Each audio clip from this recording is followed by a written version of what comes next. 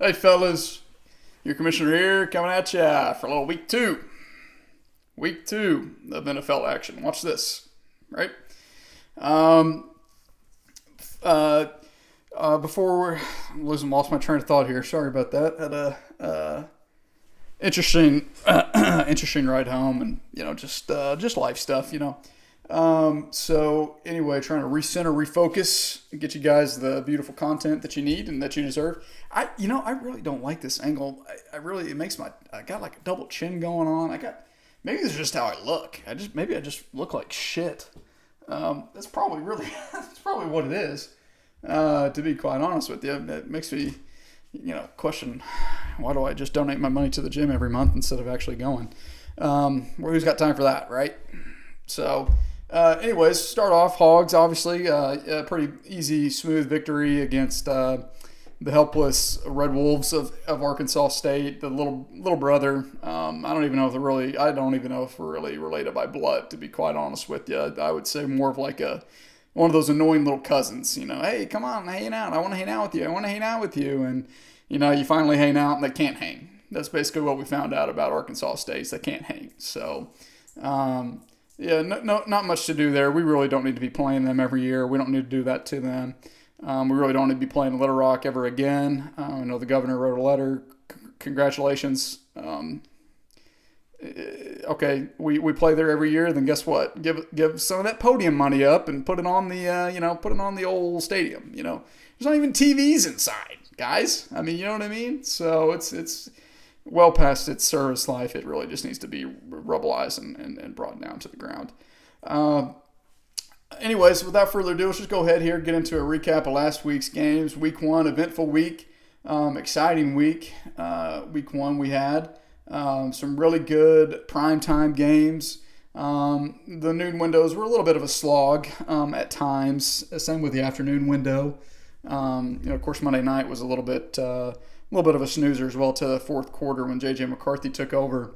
But we'll go ahead here, start off with our Lay's Potato Chips game of the week between a rematch of the championship game. Duncan prevails this time, low scores, right? I mean, sleeper, we all knew it. A lot of us knew it. So many guys had fab bets in on specifically mine and JD's matchup.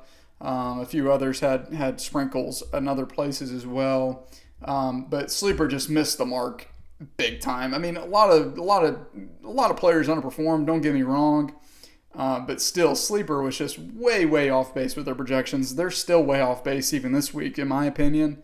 But anyway, Duncan does win 117 to 107. Puts Plunk off to an 0-1 start. Duncan gets off to a 1-0 start. Really kind of carried by Baker. Baker really had a monster comeback there against the Falcons after not really doing much most of the game. James Cook also had a monster game on Monday night with 5 catches, 58 yards. Had himself a touchdown. Jacoby had a really good game. Jacoby just all reliable. You know what I mean? Just super reliable guy.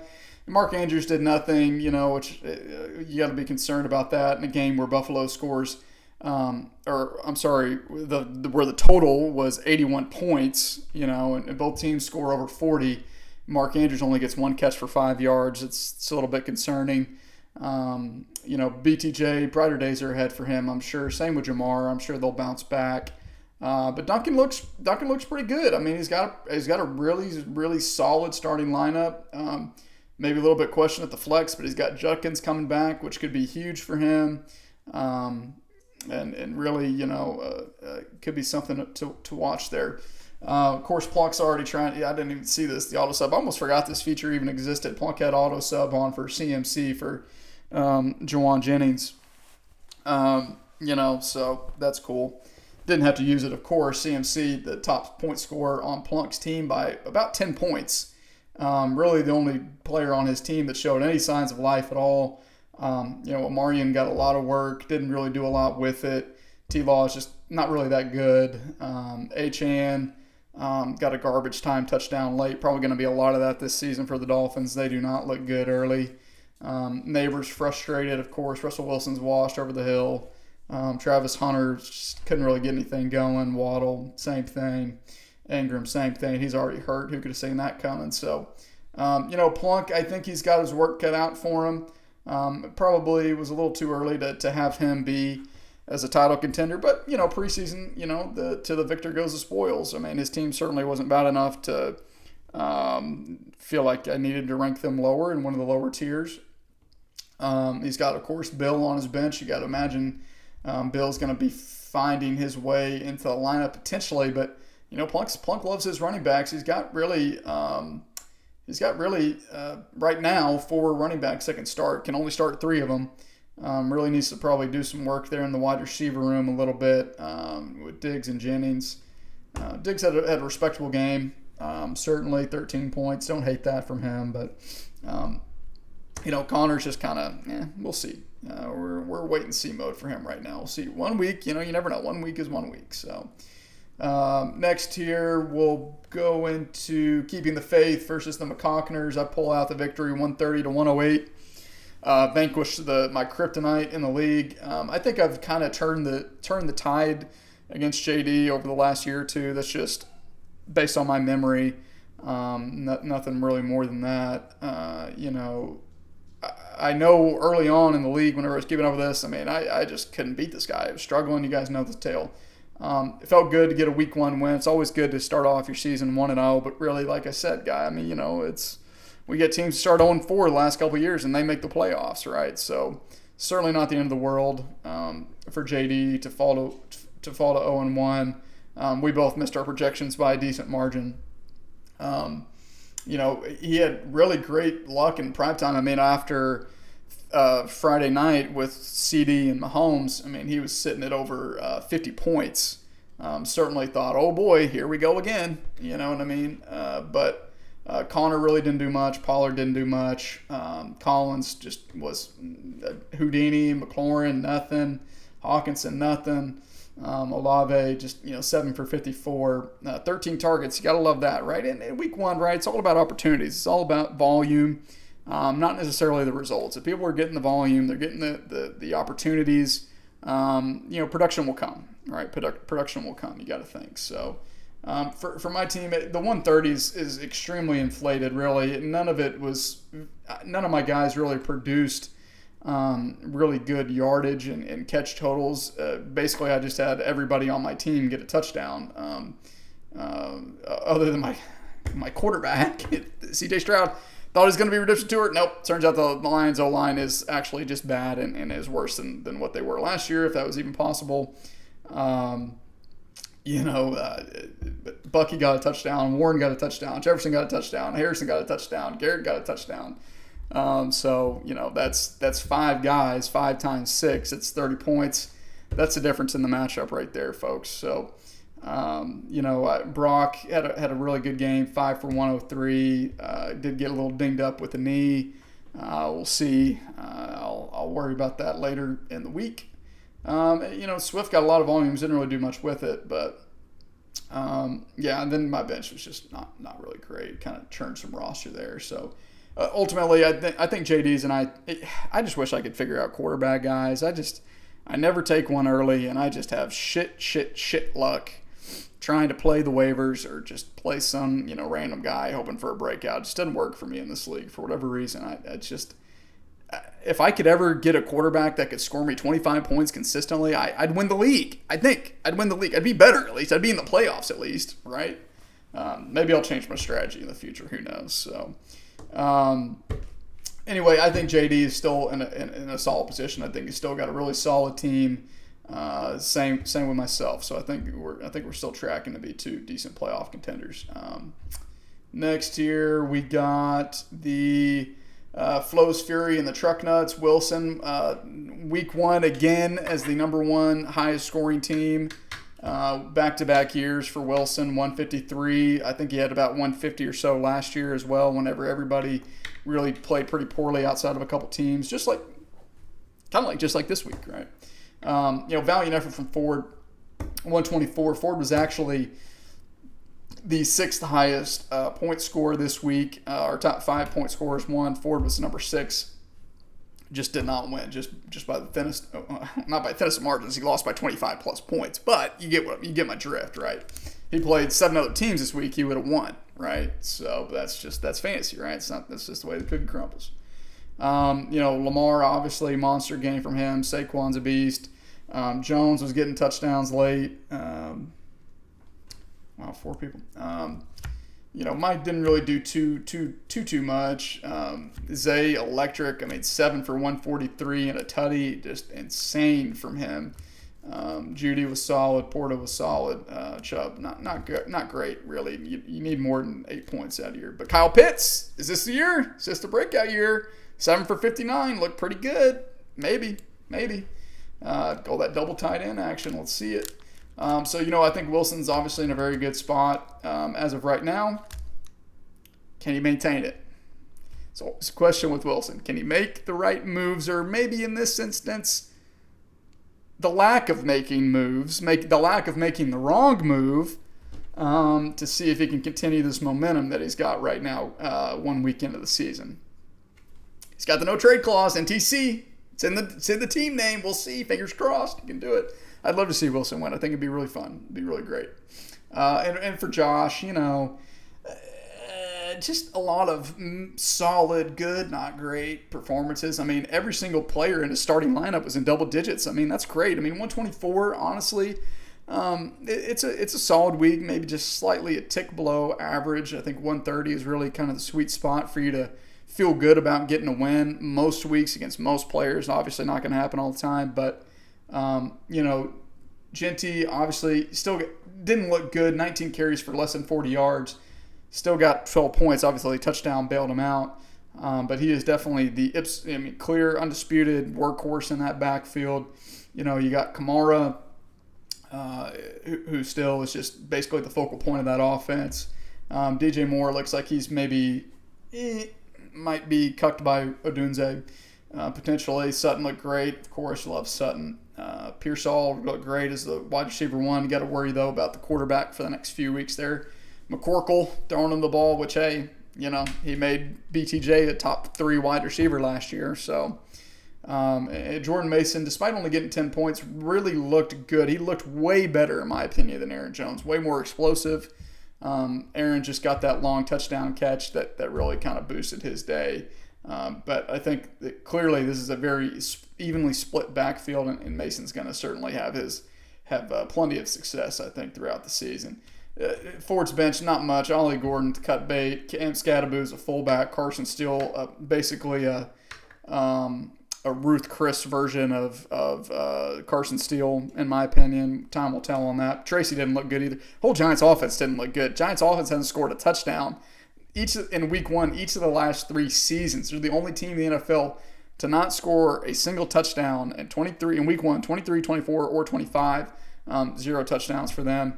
Honestly, I'm not really sure how Daboll's got a job. They're already asking. The New York media is already ready to eat Russell Wilson alive.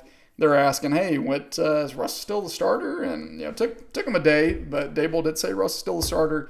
Over under week 6, I think, for Jackson Dart to take over the starting lineup for the Giants. So, obviously Ford left Hollywood on the bench. Wouldn't have made the difference in this one, but he's got a pretty solid, stable there quartet of wide receivers. I think Ford's got a really solid team, a decent team. I think he could compete to get back in the playoffs. I think Wilson can compete for a title the way things are going. So certainly like to see that from them.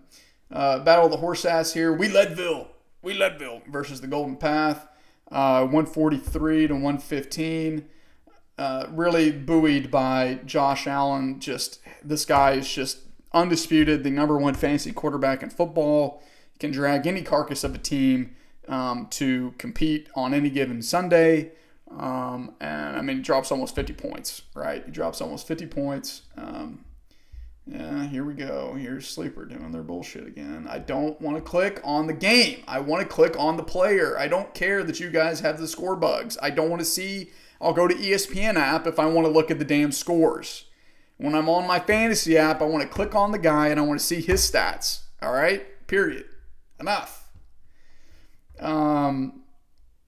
He's just unreal, this guy. I mean, he had a 60-point game last year, 50-point game last year, 42-point game, 30, 20. I mean, just his worst game last year. He had a couple in the 12 or 11 range, but just, man, this guy's just a freak. Chuba was really good, 20 points, the workhorse there. Javonte, surprisingly, 22 points. 2 touchdowns, of course, buoyed that, but didn't really look great otherwise. But, whatever, 2 touchdowns is 2 touchdowns. Of course, AJ's going to bounce back. We know that. Debo looked good. Metcalf. Loveland, I'd be a little concerned with. I'd be a little concerned of any investments in the Bears offense, personally, speaking as one who has an investment in them. Montgomery got stymied. I mean, the Packers just punked the Lions now. Is that going to be a trend that every team does this year? Personally, I think so. I told Savoy a few months ago, whatever the Lions' win total is, under. Take the under. Do it. And you'll be printing money. You'll be printing money because I just think that Aaron Glenn and Ben Johnson did a lot for that team, and I think that the O-line did a lot for that team. They lost a couple key guys, Frank Ragnow being one of them. I think Jared Goff might be back into a pumpkin now. The Packers have a very good defense. It was on the road in Green Bay. I think the Packers are going to make a lot of quarterbacks and offenses look bad this year. I really do. But I still don't think that this is a 10-win team. I think this is a closer to 500 team than it is a team that's going to compete to get back to the NFC title game again. So, or division round, I can't remember which. His bench, really not much to talk about there. Rashid Shaheed had a solid game. Likely's hurt. Addison suspended. Potentially be better days ahead for them. The Golden Path, 115, falls to 0-1. Respectable 115, not terrible, right? Jaden Daniels, obviously, really good game. Solid, pretty good. I mean, 27 points. I'd kill to have 27 points for my quarterback. Hell, I'd kill to have 20 points for my quarterback. You know what I mean? Travion, again, not a lot of opportunities, but looked explosive, looked much, much, much better than Ramondre Stevenson. Got to think that's just going to keep getting better as the season progresses. However, it's, again, the Patriots are another offense that not really sold on. Breece Hall looked great. All the rumors about his demise were greatly exaggerated. 20 points, 19 carries, 107 yards. Just really, really great effort from him. St. Brown obviously struggled. Matthew Golden, that's going to be an up and down, have fun playing the Packers wide receiver roulette. I want no part of it. I don't want Jaden Reed. I don't want Devontae Wicks. I don't want Romeo Dobbs. I don't want Christian Watson. I don't want Matthew Golden. I don't want him. I just don't want to do it. Are there going to be weeks that they win you the week by dropping, if you get lucky and you hit on Black 21, if that's the right number. I don't remember if they're odds or evens. Apologies to my gambling friends out there. But they're just as likely to get 5 points or less as they are to get 20 points or more. I mean, who's going to be the hot hand that week? Do you know? I don't know. I don't want to play that game. I don't want to play that risk. So, T. Higgins, of course, hates football. Everybody knows that. Less than 10 points. Warren looks great. Odunze, again, he looks like he is the guy there now in Chicago. Deontay Thornton was okay. Keenan Allen, the fountain of youth, resurgent. So I think Savoy's got pieces on his complete roster to make a really solid competitive team. I certainly think that Savoy's a lot closer to Rip's team than the score indicates. I might even argue that his team could be better, honestly, by the end of the season than Rip's team is. But as of this week, it's kind of interesting, right? They both the horse ass rematch and the championship rematch both flipped on their heads, right? The reigning champion lost, the reigning horse ass won. So cool, good to see. Maybe a little bizarro world of what could have been, right, last season if the roles were reversed. Of course, they weren't. And then that brings us to, before I get into these other two guys who won, that brings us to our dog shit, throw up all over themselves, piss themselves, shit themselves, throw up on themselves, need to commit seppuku about how just embarrassingly bad the Duke boys were this week. Separated by 0.05 points, almost scored the exact same amount of points, 87.1 points from major comeback season, and 87.05 points from living on burrow time. Again, just like Wilson had 2 great week ones back-to-back these last 2 seasons, Hawk has shit himself the last 2 seasons. 87 points, 0.05 points from Hunter Hawkins. And you know what? Maybe this is exactly his plan, his strategy, is to just be the team that everybody forgets about. The team that just write this team off. Don't worry about me. Don't think about me. I'm over here doing my thing. And the next thing you know, by the end of the season, he's in the playoffs, right? Joe Burrow, 12 points. Tyrone Tracy, bum, 6 points. Tyreek Hill, bum, 9 points.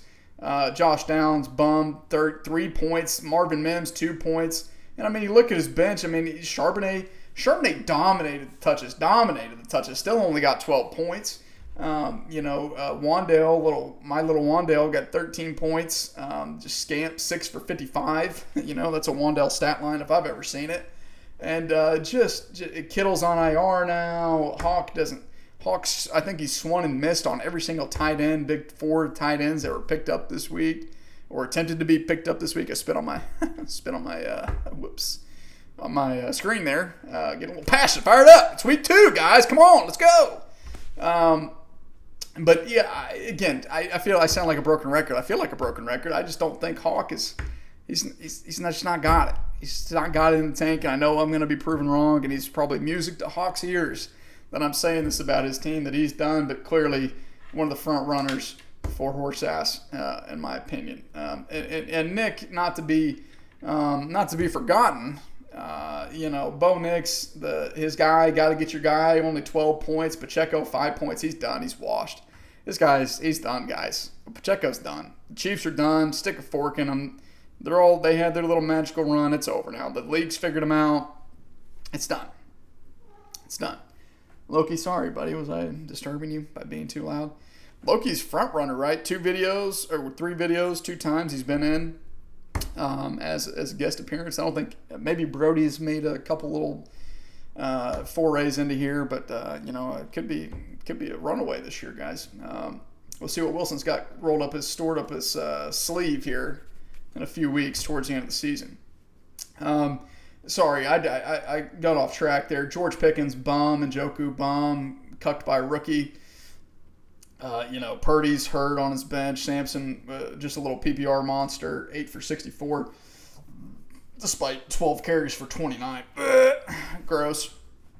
Kincaid had an okay game as well, and we got a touchdown. So, Nick, I don't trust Nick's team as far as I can throw him. I don't think his team's very good, and I can't wait to see him this week. We'll just say that, little tease, as we call in the biz. For Blaine, great week from him. Obviously, he took offense to being in the are they mid or bad category. Came out, dropped 133, the third highest point total on the week. Really carried by his boy Puka Nacua. 26 from him, just 10 for 130. I mean, God, come on, guys. I mean, that's ridiculous. 10 for 130. And he missed time in this game. He was concussed. Sorry, trying to fix our lighting here. He was concussed, guys. I mean, he was bleeding down his face. It's just, he's a warrior. He is the ultimate warrior for sure. Obviously, King Henry, 31 points as well. Just a monster of a game. Ladd was solid. Not good, not great, right? I mean, 15 points from him. Just a little safety blanket. I mean, Blaine puts up 133, right, as he admitted, with a gooser from Xavier Worthy. Got knocked out of the game early. A little friendly fire. Tucker Kraft, 10 points. Okay from a tight end. Not good, not great. Emeka looked good. I mean, 4 catches. 2 of those were touchdowns. The touchdown regression hits, and, you're looking at a 10-point game-ish, 11, 12-point game instead of a 23-point game. But touchdowns are touchdowns, guys. Like I just said, I wouldn't have won without touchdowns, but that's the game. So you get points for them. Isn't that cool? So the bench leaves a lot to be desired, though. Personally, I'm curious if he did anything on this waiver run to remedy that situation potentially. And then Craig, Jeff Fisher, 110, lowest scoring winner this week. Probably really didn't deserve to win. I mean, he was the what? 1, 2, 3, 4, 5, fifth lowest scoring team. So about not okay, but you don't feel good about it. I mean, you don't feel Duncan would have beat him with 117. Ford would have beat him. Savoy would have beat them, So, yeah, there's really only 5 teams that, JD and him were close, right? Jalen Hurts, great, 30 points. Gibbs somehow willed his way, 10 catches for 31 yards. You talk about Wandale. God dang, boy, that's a Wandale stat if I've ever seen it. 3.1 yards a catch? Yikes. 16 points, though. You love that. Kyron, solid touchdown, 15 points. Got to get your guy.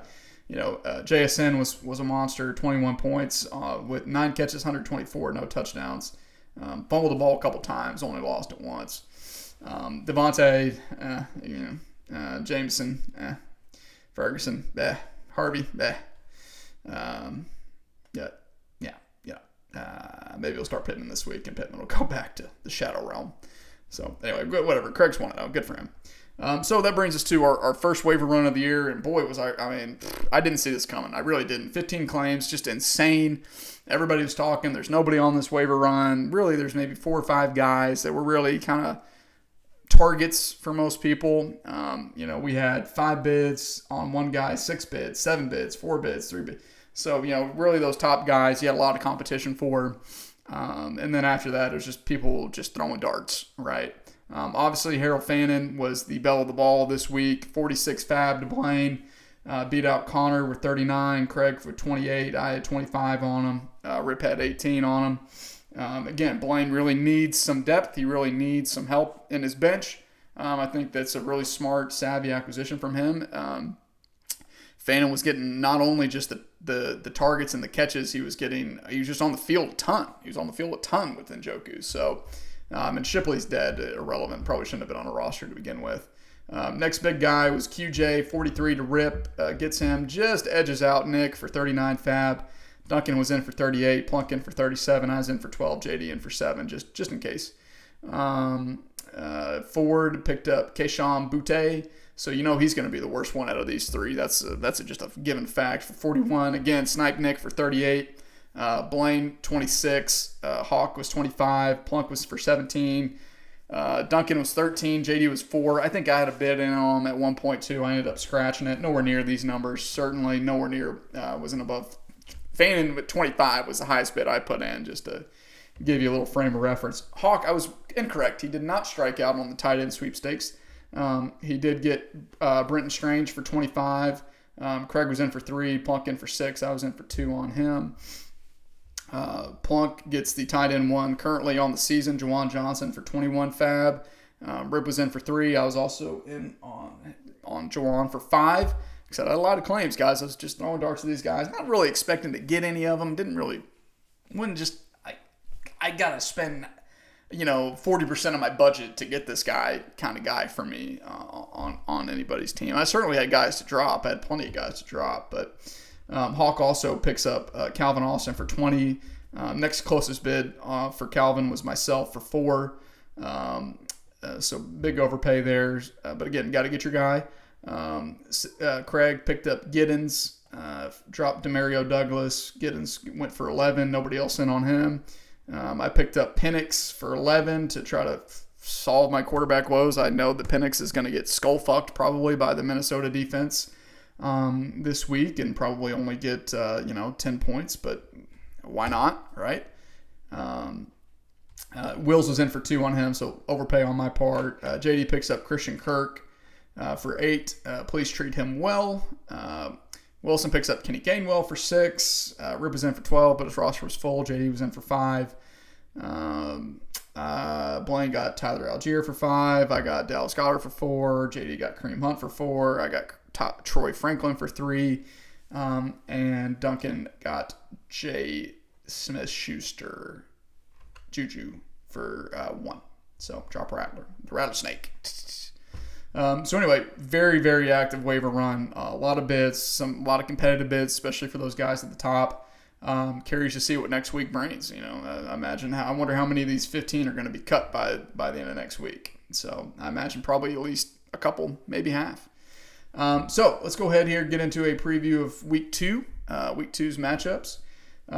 What's going to be the game of the week? Actually, I've not given this much thought. I do have the sponsor right here ready to go.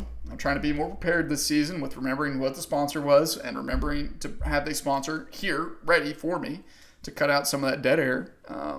This is what the commission does for you guys, right? Got a couple of 1-0 teams. Craig doesn't deserve it. Sorry, Craig. Wow. We only have... Wow, how about that? We only have... we have one instance of 1-0 teams matching up against each other, one instance of 0-1 teams matching up against each other. All other games are 1-0 versus 0-1. Yeah, well, you know what? I know what the game of the week's going to be. First, we'll start off with the Swamp Donkeys versus the McCockners. Blaine's projected to lose 145-161. Both of these guys do have a full complement of starting lineups in here. I do think that JD is primed for a bounce-back game, personally. I think that his team's a lot better than 108 points. Meanwhile, I think Blaine's team is 130 might be, it's a good solid week, certainly. And I think that Blaine probably won't struggle to get back to that. But I think I'm going to have to go with JD in that one just ever so slightly. Like I said, I rank Blaine in the mid or bad category, right? So I got to prove myself right, don't I? Right? I had JD in the, I think I had him in the title contenders, right? And he scored the third lowest amount of points this last week. So again, just what do I know, right? Not much. Ask my wife. Ask my wife how much I know or how much my intelligence is. It's not good. It's not good at all. It's actually really bad. Anyway, next here, Flo's Fury versus the Golden Path. Wilson's projected to win this one, 150-139. Again, Horsehass team, one of the lower scoring teams last week. Wilson's hot, 150 last week. Until Wilson shows me anything different, Wilson. We'll go with Wilson on that one. Next here, we Leadville versus Truck Nuts. Ford is projected to win 156-149. I don't think either of these teams get close to this projection, quite personally. In my opinion, I am going to go with Ford, though, in that one. Next, we got Dirty Birds versus Living on Burrow Time. Plunk is projected to win 158-137. Again, you score 87 points. You expect me to pick you next week? Certainly not. So we'll go with Plunk in that one. I'm not really going to even break that down. Hawk doesn't deserve it. Hawk's projected 137. Doesn't have his tight end in there yet. Strange gives him another 10 points, 147. Again, that's a hammer the under. Hammer it in. Plunk's going to get back on track, I think, real nice there. Just ease himself back into the season. And then our penultimate matchup, Kickers Lives Matter versus Doesn't Contribute. Duncan is projected to win 156. I think it's going to be a tight game here. Another pretty tight. Duncan is going with two tight ends again. I'll be curious to see if that holds up. I'm sure he doesn't have the balls to start Judkins sight unseen, but I mean, shit. I'd be tempted to roll the dice after what Mark Andrews showed me last week, which was not much. Because really, again, like we talked about earlier in the previous two videos, there's not a single guy in Duncan's bench that I would feel great and confident about starting in my lineup ever outside of Judkins, and even that's scary this week, right? It's scary. So, I'm gonna go with Craig in that one. Let's go with Craig. Back-to-back weeks for Craig. I picked him last week. He won. Let's see if he can keep me hot. So. And then finally, that brings us to our game of the week. Just make sure I didn't miss anybody. Game of the week, our Fruit Leather game of the week. Black Forest Stretch Island fruit strips. Used to be Fruit Leathers. Used to be Stretch Island Fruit Leathers. This company, Black Forest, bought them out. I think you know them. They make a lot of gummy snacks. That's just corporate America in today's day and age, right? It's all about synergy and corporate mergers and everything, it's great. Nobody can be individuals anymore.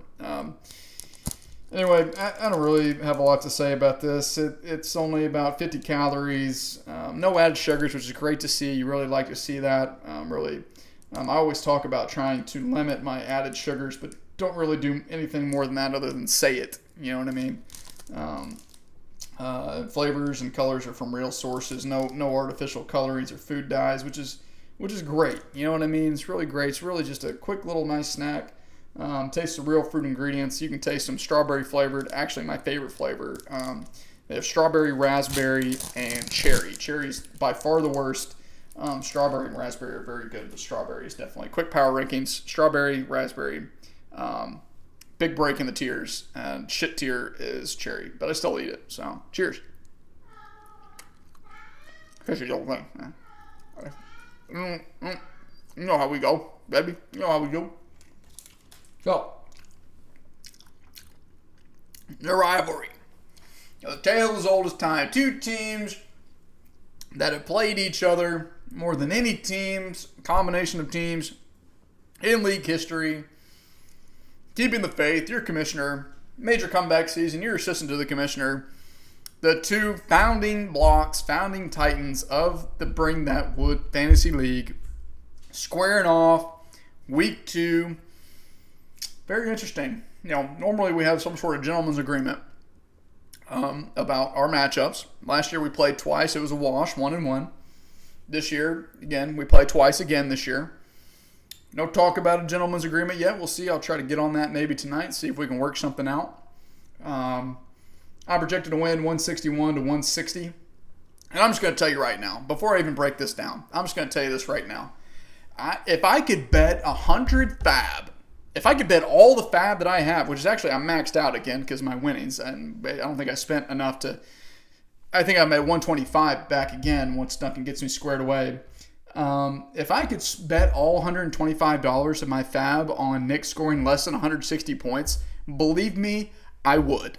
Unfortunately, I can't. So I'm going to just max bet his under again. It's the Hammerlock of the century, Hammerlock of the week.